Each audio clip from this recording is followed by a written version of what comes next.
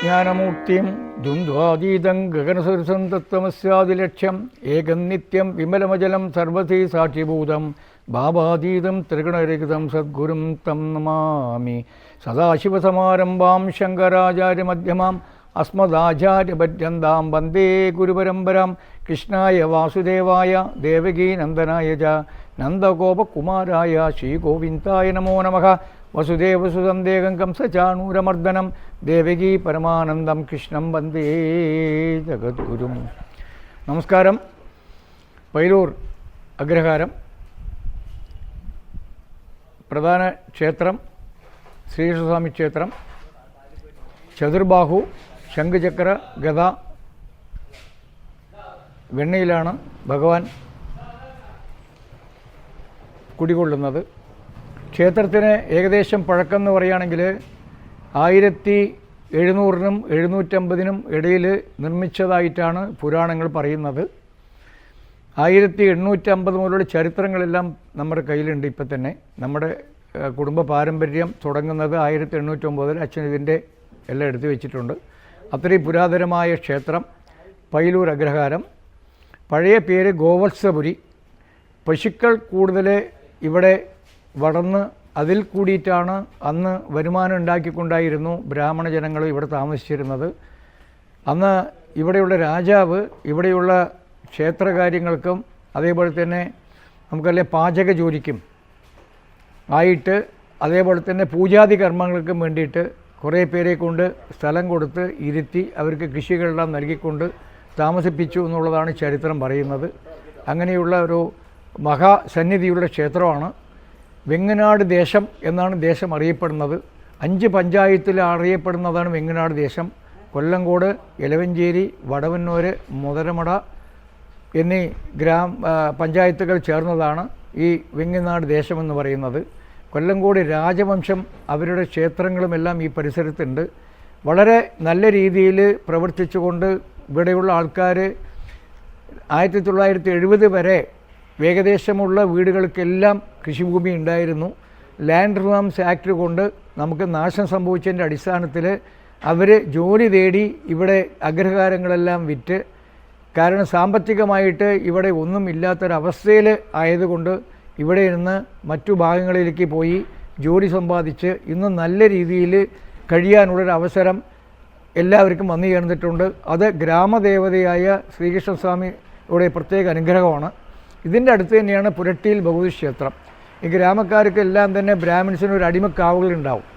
അപ്പോൾ അങ്ങനെ പറയുകയാണെങ്കിൽ ഇവിടെ പുരട്ടിയിൽ ഭഗവതി ക്ഷേത്രം, അതിൻ്റെ അടുത്ത് തന്നെ എലവഞ്ചേരിയിലുള്ള പെരുങ്ങോട്ടുകാവ് ഭഗവതി ക്ഷേത്രം, അതേപോലെ പല്ലശ്ശേന പഴയകാവ്, അതേ പുത്തൻകാവ്, അതേപോലെ തന്നെ ഊട്ടുകുളങ്ങര എന്ന് അറിയപ്പെടുന്ന പെരുമ്പിലെ കാവ്, ഇങ്ങനെയുള്ള പല കാവുകളിലും അടിമകളായിട്ട് എപ്പോഴും വർഷത്തിലൊരിക്കൽ വന്ന് തൊഴുത് അവരെ കൊണ്ടാകുന്ന വഴിപാടുകൾ നടത്തിക്കൊണ്ട് പോകുന്ന ശീലം ഈ ഗ്രാമക്കാർക്ക് അന്ന് മുതലേ ഉണ്ടായിരുന്നു.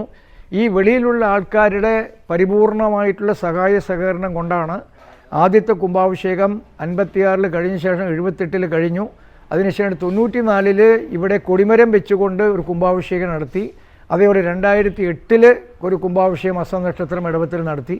അതേപോലെ ഈ കഴിഞ്ഞ 2024 മെയ് 19 ഇപ്പോൾ എൻ്റെ ഓർമ്മയിൽ എൻ്റെ അനുഭവത്തിൽ 4ാമത്തെ കുംഭാഭിഷേകം നടത്താൻ ഒരു ഭാഗ്യം കിട്ടിയത്. അതിൽ 3 കുംഭാഭിഷേകത്തിൻ്റെ സമയത്ത് ഞാൻ തന്നെയായിരുന്നു മാനേജിങ് ട്രസ്റ്റി. 1989 ഈ ക്ഷേത്രം മാനേജിങ് ട്രസ്റ്റിയായിട്ട് ചാർജ് എടുത്ത ശേഷം ഭഗവാന്റെ ഓരോ കുംഭാഭിഷേകം കഴിയുമ്പോഴും വളർച്ചയെ കണ്ടിട്ടുള്ളൂ. ഇന്ന് കാണുന്ന ഈ ക്ഷേത്രം ഈ രീതിയിൽ നിർമ്മിക്കാൻ സാധിച്ചത് ഇവിടെയുള്ളവരും വിദേശത്തുള്ളവരും ഇന്ത്യയുടെ പല ഭാഗത്തുള്ളവരും ആയ പൈലൂർ ഗ്രാമവാസികളുടെ പരിപൂർണമായ സഹായ സഹകരണം കൊണ്ട് ഞങ്ങൾ ഉദ്ദേശിച്ച് ഒരു നല്ല സംഖ്യ വരുത്തിക്കൊണ്ട് കുംഭാഭിഷേകം നടത്താൻ സാധിച്ചതിൽ തീർച്ചയായിട്ടും ഭഗവാന്റെ ചൈതന്യം ഉണ്ട് എന്നുള്ളതിൻ്റെ പരിപൂർണമാണ്. ആ തെക്കോട്ട് നോക്കിയ സ്തംഭത്തിൽ ആഞ്ജനേയർ, അതേപോലെ തന്നെയാണ് ഗണപതി, നാഗരൂപത്തിലുള്ള സുബ്രഹ്മണ്യൻ, ഗരുഡാഴ്വാർ, ഇതെല്ലാം നടക്കുന്ന മകരത്തിലെ ചതയ നക്ഷത്രം രഥോത്സവം. ശ്രീരാമനവമിയായിരുന്നു ആദ്യം നടത്തിക്കൊണ്ടിരുന്നത്. 78 പ്രശ്നത്തിലാണ് പണ്ട് രഥമുണ്ടായിരുന്നു എന്നും അന്ന് സാമ്പത്തിക ബുദ്ധിമുട്ടുകൊണ്ട് ഈ രഥം ഇവിടെ നിന്ന് മറ്റൊരു ഗ്രാമത്തിലേക്ക് അവർ കൊടുത്തു എന്നും അതുകൊണ്ട് രഥം നിർമ്മിച്ച് നിങ്ങൾ രഥോത്സവം നടത്തണമെന്ന് പറഞ്ഞതിൻ്റെ അടിസ്ഥാനത്തിൽ അന്ന് സാമ്പത്തികമായിട്ട് ഞങ്ങൾക്ക് സൗകര്യമില്ലാത്തതുകൊണ്ട് അയൺ സ്ക്രാപ്പിലാണ് ഞങ്ങളൊരു രഥം ഉണ്ടാക്കിക്കൊണ്ടായിരുന്നു കഴിഞ്ഞ വർഷം വരെയും നടത്തിക്കൊണ്ടിരുന്നത്. കഴിഞ്ഞ വർഷം ഒരു ഭക്തൻ, ഗുരുവായൂരപ്പൻ എന്ന് പറഞ്ഞ പേരിലുള്ള സാക്ഷാൽ ഗുരുവായൂരപ്പൻ തന്നെ, ഒരു 17 ലക്ഷം ചെലവ് ചെയ്തുകൊണ്ട്, അദ്ദേഹം കോയമ്പത്തൂരിലാണ്, അദ്ദേഹം ഈ ക്ഷേത്രത്തിന് വേണ്ടിയിട്ട് ഒരുപാട് കാര്യങ്ങൾ ചെയ്യുന്നുണ്ട്. നിങ്ങൾ പറയും പോലെ വയസ്സായ ആളൊന്നുമല്ല, ചെറുപ്പക്കാരനാണ് അദ്ദേഹം. 17 ലക്ഷം സ്വന്തം ചെലവിന് ആരോടും 1 രൂപ വാങ്ങിക്കില്ല എന്ന് പറഞ്ഞിട്ട്, നമുക്ക് പറയുകയാണെങ്കിൽ മറ്റേ മഹാഭാരത യുദ്ധത്തിൽ അർജുനൻ ഭഗവാന് വേണ്ടിയിട്ട് അർജുനൻ രഥം തെളിയിച്ച് ഭഗവാൻ രഥം തെളിയിച്ച് കൊണ്ടുപോകുന്ന ഒരു രഥം ഉണ്ടല്ലോ, അതേ രൂപത്തിൽ ഒരു രഥം നിർമ്മിച്ച് തന്നിട്ടുണ്ട്. അത് വലിയൊരു ഭാഗ്യമാണ്. അത് കഴിഞ്ഞ ശേഷം ഈ പ്രാവശ്യത്തെ കുംഭാഭിഷേകം വളരെ ഗംഭീരമായിട്ട് നടക്കുന്നുണ്ട്. എന്തായാലും എല്ലാവരുടെ സഹായ സഹകരണം കൊണ്ടും നല്ല രീതിയിൽ നടക്കുന്ന ഒരു ക്ഷേത്രമാണ്. 2 ഒറ്റവരിയിൽ സിംഗിൾ സ്ട്രീറ്റ് ഉണ്ടായിരുന്നു, ഡബിൾ സ്ട്രീറ്റ് ഉണ്ടായിരുന്നു. ഇവിടെ 90 വീടുകൾ, പണ്ട് 72 വീടുകൾ ഉണ്ടായിരുന്നതിൽ ലോപിച്ചു പോയിട്ട് ഇപ്പോൾ ആകെ കൂടിയിട്ട് അഗ്രഹാരത്തിൽ 35 വീട്. അതിൽ 15 വീട് ഇപ്പോൾ ബ്രാഹ്മിൻസ് ഉള്ളൂ. അതിൽ 1-2 വീട് അടഞ്ഞു കിടക്കുകയാണ്. അങ്ങനെയുള്ള മഹാന്മാരുണ്ടായിരുന്ന ഒരു കാലത്ത് നാരായണ വാദ്യാർ എന്ന് പറയുന്നൊരു മഹാൻ ഇവിടെയുള്ള പാലക്കാട് മാത്രമല്ല മറ്റു പരിസര പ്രദേശങ്ങളിലും ഉള്ള ക്ഷേത്രങ്ങളിലെ മന്ത്രവാദിയായിരുന്നു അദ്ദേഹം. അതുകൊണ്ട് ഈ പരിഹാര കർമ്മങ്ങൾ, ആവാഹനം, അതേപോലെ രക്ഷസുകളെ ആവാഹിക്കുക, അതിൽ പ്രശസ്തി നേടിക്കൊണ്ട് വളരെ കാലം അദ്ദേഹത്തിൻ്റെ മകൻ പരമേശ്വര വാദ്യാർ, അദ്ദേഹം അങ്ങനെയായിരുന്നു, പരിഹാര കർമ്മങ്ങളെല്ലാം ചെയ്തു. അദ്ദേഹം കുംഭാഭിഷേകത്തിൻ്റെ 78 നടക്കുമ്പോൾ 94 നടക്കുമ്പോൾ അദ്ദേഹമായിരുന്നു പ്രസിഡന്റ്. അങ്ങനെയുള്ള അപ്പോൾ അതുപോലെ പത്മശ്രീ PK രാജഗോപാലയ്യർ പത്മശ്രീ അവാർഡ് വാങ്ങിയ ആളാണ്. സാധാരണ വിദ്യാഭ്യാസമായ ഇവിടെ തന്നെ ദേവസ്ഥൻ്റെ സ്കൂളിൽ പഠിച്ചുകൊണ്ട് പത്മശ്രീ എന്നുള്ള അവാർഡ് വാങ്ങി അദ്ദേഹം വെക്ടർ കൺട്രോൾ റിസർച്ചിനുള്ളിൽ ഈ 94-ാമത്തെ വയസ്സിൽ ഈ കഴിഞ്ഞ 2 മാസങ്ങൾക്ക് മുമ്പാണ് ഏകാന്തവാസം വെടിഞ്ഞത്. അങ്ങനെ അതേപോലെ തന്നെ PK രാമചന്ദ്രയ്യർ എന്ന് പറഞ്ഞ് വെറ്റിനറി ലെവലിൽ ഹൈ പൊസിഷനിലായിരുന്നു. വളരെ സാമ്പത്തിക ബുദ്ധിമുട്ട് കൊണ്ട് കഴിഞ്ഞ് ഇവിടെ നിന്ന് പോയ ശേഷം ഇവിടെയുള്ളവർക്ക് കുടിവെള്ളത്തിന് വേണ്ടി അദ്ദേഹം ഒരു ബോറിംഗ് നിർമ്മിച്ച്, ഒരു ടാങ്ക് നിർമ്മിച്ച് ഈ ചെറിയ അഗ്രഹാരത്തിലേക്ക് മാത്രമായിട്ട് ഒരു കുടിവെള്ള പദ്ധതി അദ്ദേഹം നടപ്പിലാക്കി. ഇപ്പോഴും അത് നല്ല രീതിയിൽ ഇപ്പോൾ തുടർന്നുകൊണ്ടിരിക്കുന്നുണ്ട്. അതേപോലെ തന്നെയാണ് ഗ്രാമത്തിലേക്ക് വന്നവരൊക്കെ ഒരു മണ്ഡപവും മറ്റോ ഇല്ലാതിരുന്നു. അത് എൻ്റെ പെങ്ങളുടെ മകൻ ശിവരാമകൃഷ്ണൻ എന്ന ആൾ ഈ ഗ്രാമത്തിൻ്റെ അവിടെ അടുത്ത് തന്നെ 60 ലക്ഷം രൂപ ചെലവ് ചെയ്തുകൊണ്ട് ഒരു മണ്ഡപം നിർമ്മിച്ച് അതിൽ കിട്ടുന്ന വരുമാനം ക്ഷേത്രങ്ങളിലേക്കും പൊതുകാര്യങ്ങൾക്കും ഈ ക്ഷേത്ര ഉത്സവങ്ങൾ നടത്താനും എല്ലാം സൗകര്യമായിട്ട് ഒരു മണ്ഡപം നിർമ്മിച്ച് തന്നിട്ടുണ്ട്. അതേപോലെ തന്നെ നമ്മുടെ ഉത്സവ കമ്മിറ്റി നല്ല രീതിയിൽ പ്രവർത്തിച്ച് ബാക്കി വെച്ച പണം കൊണ്ട് ഒരു സമൂഹ മഠം വാങ്ങിയിട്ടുണ്ട്. അതിൽ 3 റൂമുണ്ട്, ഒരു ഹാളുണ്ട്. അപ്പോൾ അത്യാവശ്യം ഇപ്പോൾ ആൾക്കാർ കുറവാണെങ്കിലും സൗകര്യങ്ങൾ നല്ല രീതിയിൽ വരാൻ സാധിച്ചിട്ടുണ്ട്. അത് തീർച്ചയായിട്ടും ഭഗവാന്റെ ചൈതന്യം ഉണ്ട് എന്നുള്ളത് തെളിവാണ്. മക്കളില്ലാത്തവർക്ക് മക്കളും, കല്യാണമാവാത്തവർ കല്യാണവും, ചതുർബാഹുവായിട്ട് ഒരു കയ്യിൽ വെണ്ണയായിട്ടാണ്, ശംഖുചക്ര ഗദാ വെണ്ണ. ഗുരുവായൂരിൽ എങ്ങനെയാണോ പ്രതിഷ്ഠ അതേപോലെയാണ്. ഇത് വിഗ്രഹം ആരും നിർമ്മിച്ചതല്ല. ഇവിടെ ഒരു കുളത്തൂരാമ്പട്ടർ എന്നുള്ളൊരു മഹാൻ അന്നത്തെ കാലത്ത് 1700 വർഷങ്ങളിൽ 700-ാം ആണ്ടിലാണ് തോന്നുന്നു കുളം നിർമ്മിച്ചു എന്നാണ് പറയപ്പെടുന്നത്. അടന്നു കിട്ടിയ വിഗ്രഹം പ്രതിഷ്ഠിച്ചു എന്നുള്ള മഹാസങ്കല്പത്തിൻ്റെ അടിസ്ഥാനത്തിൽ ഇന്നും ഗരുഡമണ്ഡപത്തിൽ അദ്ദേഹത്തിൻ്റെ ഒരു രൂപം കൊത്തിവെച്ചുകൊണ്ട് നമ്മുടെ നൈവേദ്യങ്ങൾ, പ്രസാദങ്ങളെല്ലാം തീർത്ഥം അദ്ദേഹത്തിന് കൊടുത്ത ശേഷം മാത്രമേ നമ്മൾ പ്രസാദം ഡിസ്ട്രിബ്യൂട്ട് ചെയ്യാറുള്ളൂ. ഇങ്ങനെയുള്ളൊരു മഹാക്ഷേത്രം ഇപ്പോൾ കുംഭാഭിഷേകം കഴിഞ്ഞു. ഇപ്പം നിങ്ങൾ ദശാവതാരം ചുറ്റും കൊത്തിവെച്ചു. കരിങ്കല്ല് തന്നെ കംപ്ലീറ്റ് ഫ്രണ്ട് മുഖപ്പുര മുതൽ ഉള്ള ഇതേപോലെ ഒരു പ്രത്യേക ശില്പി പ്രത്യേകമായിട്ട് വന്നവർ പറയുകയാണ്, ഇത് വൈകാനസ ആഗമ സമ്പ്രദായത്തിലും മലയാള സമ്പ്രദായവും സംയുക്തമായി ചേർന്ന് നിർമ്മിച്ച ഒരു ക്ഷേത്രമായിട്ടാണ് ഇപ്പോൾ കാണുന്നതെന്നുള്ളതാണ് കാണുന്നവർ പറയുന്നത്. കാരണം ഗുരുവായൂർ ക്ഷേത്രം കണ്ടാൽ നിങ്ങൾക്ക് എങ്ങനെയാണെന്നറിയാം. അതേപോലെ തമിഴ് സമ്പ്രദായവും മലയാള സമ്പ്രദായവും കൂട്ടിച്ചേർന്നുകൊണ്ട് ഇങ്ങനെയുള്ളൊരു അഗ്രഹാര ക്ഷേത്രം വളരെ വിരളമാണ് എന്നുള്ളതാണ്. ഇപ്പോൾ അടുത്ത കാലത്ത് വന്ന ഒരു ശാസ്ത്രൻ ഈ 2 ദിവസം മുമ്പ് വന്ന ഒരു സുഭാഷ് പണിക്കർ എന്നുള്ള ഒരു ഗുരുക്കൾ എന്നുള്ള അഷ്ടമംഗല്യ പ്രശ്നത്തിലെ കേരളത്തിലെ അറിയപ്പെടുന്നൊരു നിപുണനടക്കം ഇത് കൈകണക്ക് വളരെ ചിട്ടയായിട്ട് പ്രവർത്തിച്ചതുകൊണ്ട് ആ ചൈതന്യം എന്നും അവിടെ ഉണ്ടെന്നും മേൽക്ക് മേൽ അഭിവൃദ്ധിയാകുമെന്നും വ്യക്തമായിട്ട് നമ്മോട് പറഞ്ഞിരിക്കുക. അത് ഞങ്ങൾ പറയേണ്ട ആവശ്യമില്ല, ഞങ്ങൾ അനുഭവിച്ചുകൊണ്ടിരിക്കുകയാണ്. എൻ്റെ കുടുംബത്തിന് തന്നെ 1 സെൻറ്റ് ഭൂമി ഇല്ലാതിരുന്നു. ഞങ്ങളുടെ ഈ പൂർവികമാണെങ്കിലും ഇന്ന് തറവാട് വീട് വാങ്ങി, അടുത്തുള്ള വീട് അനുജന് വാങ്ങി, ഏട്ടന് വാങ്ങി, എൻ്റെ മരുമകൻ ഈ സ്ഥലം വാങ്ങി മണ്ഡപം നിർമ്മിച്ചു. ഇതെല്ലാം ഭഗവാന് ഞങ്ങൾ കൈകാര്യം ചെയ്തുകൊണ്ടാണ് എൻ്റെ അച്ഛൻ തുടങ്ങി വെച്ച പ്രവൃത്തികൾ. 78-ൽ 73-ൽ അദ്ദേഹം മാനേജിംഗ് ട്രസ്റ്റി ആയിട്ട് ഇരുന്നു കൊണ്ട് ഡിപ്പാർട്ട്മെൻറ്റിൽ നിന്ന് സ്കീം വെച്ചുകൊണ്ട് ഈ ക്ഷേത്രത്തിനെ എടുത്തുകൊണ്ട് ഗ്രാമജനങ്ങളാൽ എല്ലാ പ്രവർത്തനവും നടന്നുകൊണ്ടിരിക്കുന്നുണ്ട്. അങ്ങനെ 89 മാനേജിംഗ് ട്രസ്റ്റിയായി ചാർജ് എടുത്ത് 36 വർഷമായിട്ട് സ്ഥിരമായിട്ട് മാനേജിംഗ് ട്രസ്റ്റിയായി ഇരിക്കാനുള്ള ഭാഗ്യം ഭഗവാന്റെ അനുഗ്രഹം കൊണ്ട് തന്നിട്ടുണ്ട്. ഇത് മേൽക്കുമേൽ അഭിവൃദ്ധി വരുന്നുള്ള സംശയമൊന്നുമില്ല. ഇപ്രാവശ്യം കുംഭാഭിഷേകം ഞങ്ങൾ എന്ത് ഉദ്ദേശിച്ചോ അതിനേക്കാളും നല്ല രീതിയിൽ നെല്ലിശ്ശേരി ശ്രീനിവാസ ഭട്ടാചാര്യരാണ് ഇതിൻ്റെ നമ്മുടെ ക്ഷേത്രം ഭട്ടാചാര്യർ. അതേപോലെ തന്നെയാണ് ഇപ്പോൾ പൂജ കഴിക്കുന്ന പൂജകൻ ശ്രീനിവാസൻ ഭട്ടാചാര്യർ എന്നുള്ള ജൂനിയർ ഭട്ടാചാര്യർ എന്നുള്ള പേര് തന്നെ അറിയപ്പെടണം.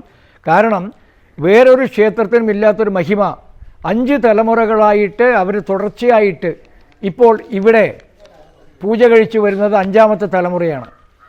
കാരണം വ്യക്തമായിട്ട് അയ്യാദൊരൈ എന്നുള്ള ഒരു ഭട്ടാചാര്യരായിരുന്നു പണ്ട്, അയാളെ ഞാൻ കണ്ടിട്ടില്ല. അതിനുശേഷം ഇവിടെ കൃഷ്ണസ്വാമി ഭട്ടാചാര്യരായിരുന്നു പൂജകൻ.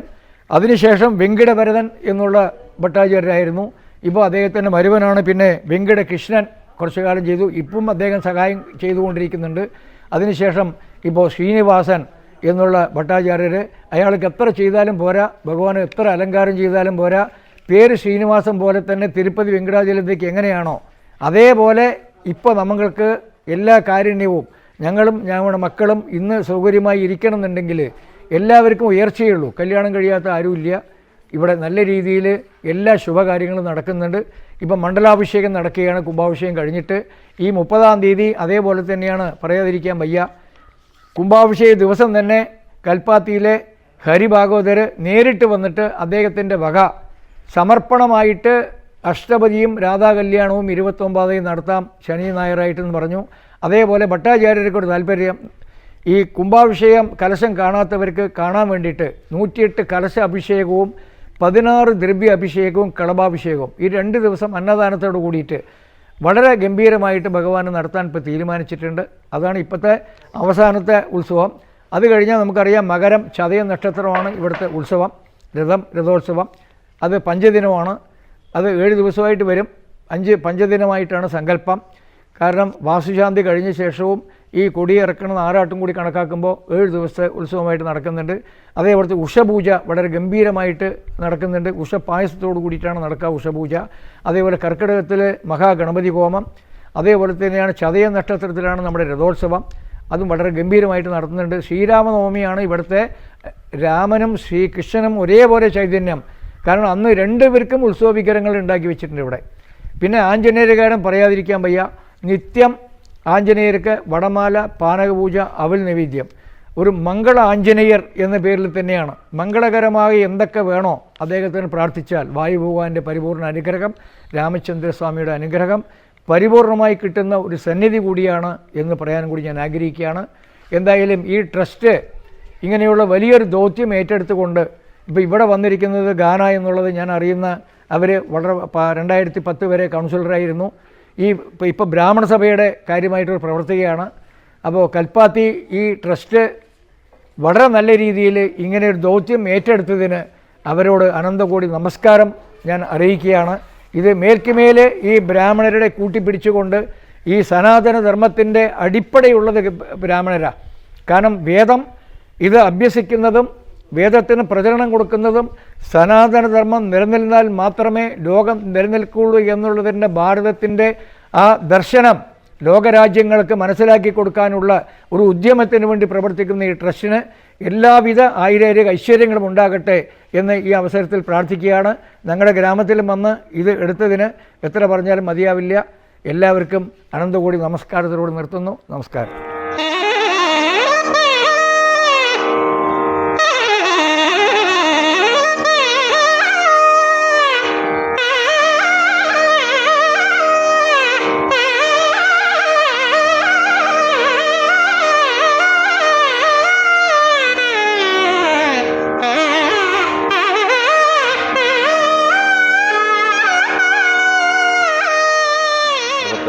नाम संकीर्तनं गोविंद गोविंद कृष्णाय वासुदेवाय देवकी नंदनाय च नंदगोपकुमाराय गोविंदाय नमो नमः. പൈലൂർ അഗ്രഹാരം ശ്രീകൃഷ്ണസ്വാമി ക്ഷേത്രത്തിലെ പ്രധാന അർച്ചകനായ ശ്രീനിവാസ ഭട്ടാചാര്യരാണ് ഞാനാണ്. എൻ്റെ അച്ഛൻ വെങ്കടകൃഷ്ണ ഭട്ടാചാര്യ, രാജു ഭട്ടാചാര്യ പറയും. ഞങ്ങളിവിടെ 6ാം തലമുറയായിട്ട് ഇവിടെ പൂജ അനുഷ്ഠിച്ചു വരികയാണ്. ഇവിടുത്തെ പ്രതിഷ്ഠ രുക്മിണി സത്യഭാമാസമേത ഗോപാലകൃഷ്ണസ്വാമിയാണ്. ശ്രീകൃഷ്ണസ്വാമി ചതുർബാഹുവാണ്. ശംഖചക്രം ഗദാപത്മത്തോടുകൂടി കയ്യിൽ വെണ്ണയാണ്. പ്രതിഷ്ഠ, പ്രധാന പ്രതിഷ്ഠ പരിവാര ദേവതകളായ മഹാഗണപതി, നാഗസുബ്രഹ്മണ്യസ്വാമി, രാമഭക്താഞ്ജനേയസ്വാമി, ഗരുഡാഴ്വാർ എന്നിവയിലാണ് ഉപദേവന്മാർ. ശ്രീരാമചന്ദ്രനും ഇവിടെ ഉത്സവരായിട്ട് അനുഷ്ഠിച്ചു വരുന്നുണ്ട്. മകരത്തിൽ ചതയമാണ് ഇവിടുത്തെ രഥമഹോത്സവം. 7 ദിവസമായിട്ട് ഇവിടെ അനുഷ്ഠിച്ചു വരുന്നുണ്ട്. അത് കഴിഞ്ഞ് മീനമാസത്തിൽ ശ്രീരാമനവമി, ഇടവ മാസത്തിലെ അസ്തമാണ് ഇവിടെ പ്രതിഷ്ഠാദിനം. ഇപ്പോൾ ഇവിടെ കുംഭാഭിഷേകം ഇപ്പോൾ കഴിഞ്ഞേ ഉള്ളൂ. മണ്ഡലാഭിഷേകം നടന്നുകൊണ്ടിരിക്കുകയാണ്. ചിങ്ങമാസത്തിൽ അഷ്ടമി രോഹിണി, ഉറിയടി, തിരുവോണം, തൃപ്പൂത്തിരി, നിറപുത്തിരിയെല്ലാം അനുഷ്ഠിച്ചു വരുന്നുണ്ട്. കർക്കിടക മാസത്തിൽ മഹാഗണപതി ഹോമം, ഭഗവത് സേവ എന്നിവയും നടന്നു വരുന്നുണ്ട്. കന്നിമാസത്തിൽ 10 ദിവസത്തിൽ നടക്കുന്ന നവരാത്രി ഉത്സവവും വിപുലമായിട്ട് ഇവിടെ നടന്നു വരുന്നുണ്ട്. മണ്ഡലമാസത്തിൽ പൂജകൾ, മണ്ഡലവാരവും നടന്നു വരുന്നുണ്ട്. ധനുമാസം കാർത്തിക മാസത്തിൽ കാർത്തിക ദീപം, ധനുമാസത്തിൽ ഉഷപൂജ 30 ദിവസവും വിശേഷമായിട്ട് നടന്നു വരുന്നുണ്ട്. ഈ ദിവസങ്ങളിലൊക്കെ ഭക്തിശ്രദ്ധയായിട്ട് ഭക്തജനങ്ങൾ വന്ന് ഇവിടെ ഭഗവാനെ പ്രാർത്ഥിച്ചു വരുന്നുണ്ട്. ഞങ്ങൾ പൂർവികമായിട്ട് ഇവിടെ നമ്മുടെ സ്ഥലം ഇവിടെയാണ്, ഈ അഗ്രഹാരമാണ്. 6ാം തലമുറയായിട്ടാണ് ഇവിടെ പൂജ ചെയ്യുന്നത്. അച്ഛൻ്റെ അച്ഛൻ, മുത്തശ്ശൻ പാരമ്പര്യമായിട്ട് ഇവിടെ ഞങ്ങളിപ്പോൾ അനുഷ്ഠിച്ചു വരുന്നുണ്ട്. ഭഗവാനും എല്ലാ ഭക്തജനങ്ങളെയും ദൂരദേശത്തിലാണ് പകുതിയും ഇവിടെ ഗ്രാമവാസികൾ ബ്രാഹ്മണരായിട്ട് അവിടെ വസിക്കുന്നത്. അവരെല്ലാം ഈ ഉത്സവ സമയത്ത് വന്ന് ഭഗവാനെ പ്രാർത്ഥിച്ചു വരുന്നുണ്ട്. അതുപോലെ ഭഗവാന്റെ ഉത്തരായണത്തിലും ദക്ഷിണായനത്തിലും അയനം മാറുമ്പോൾ ഈ സൂര്യരശ്മി ഭഗവാന്റെ പാദത്തിൽ ഈ 2-3 ദിവസം ഭഗവാന്റെ പാദത്തിൽ സ്പർശിച്ച് ഇപ്പോഴും വരുന്നുണ്ട്. 2-3 സെക്കൻഡേ ഉണ്ടാവുള്ളൂ, 2-3 മിനിറ്റേ ഉണ്ടാവുള്ളൂ. അയനം മാറുമ്പോൾ ഭഗവാന്റെ സൂര്യരശ്മി ഭഗവാന്റെ പാദത്തിൽ വന്ന്, അപ്പോൾ അത്രയും പൂർവികർ നിർമ്മിച്ചുള്ള അമ്പലമാണ്. ഏകദേശം 600-700 വർഷം പഴക്കമുള്ള, അതിന് മുകളിലേ ഉണ്ടാവും. ഇവിടെ പൂർവികരൊക്കെ അങ്ങനെ പറയണത്.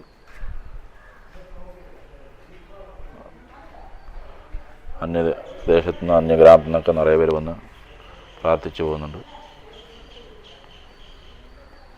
ഇപ്പോൾ മണ്ഡലാഭിഷേകം ഈ വരുന്ന 29-30 വിപുലമായിട്ട് നടത്തുന്നുണ്ട്.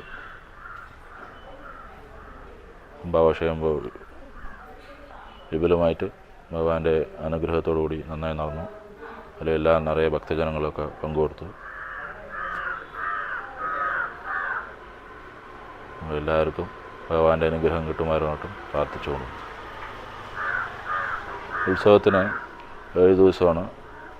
ഫസ്റ്റ് ദിവസം ആഞ്ജനേയ വാഹനമാണ്, 2ാമത്തെ ദിവസം ഗരുഡവാഹനം, 3ാമത്തെ ദിവസം ആനവാഹനം, 4ാമത്തെ ദിവസം കുതിരവാഹനം.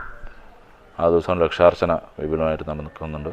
ഓരോ ദിവസവും കലാസാംസ്കാരിക പരിപാടികളും ഇവിടെ ഉണ്ടായിരിക്കുന്നതാണ്.